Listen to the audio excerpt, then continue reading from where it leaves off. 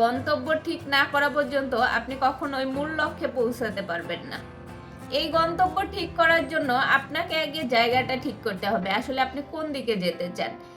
তার আগে আপনাকে এখন থেকে সেটা প্র্যাকটিস করতে হবে, সেটা অভ্যেস তৈরি করতে হবে। মানুষ কিন্তু অভ্যেসের দাস।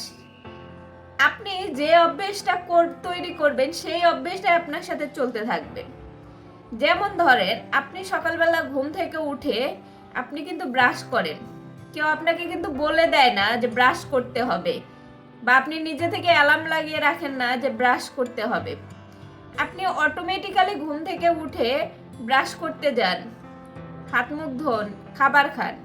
এগুলো আপনার প্রতিদিনের অভ্যেস, প্রতিদিনের রুটিন, যার কারণে আপনাকে এগুলো বলে দিতে হয় না, আপনি এগুলো নিজে থেকেই করেন। ঠিক তেমনি আপনি যদি কোনো একটা গন্তব্যে যেতে চান, আপনাকে এরকম একটা অভ্যেস তৈরি করতে হবে যে অভ্যেসটা দিয়ে আপনি যে কোনো কাজই করতে পারবেন, যে অভ্যেসটার দ্বারা আপনি ওই জায়গাটাতে খুব সহজে পৌঁছাতে পারবেন।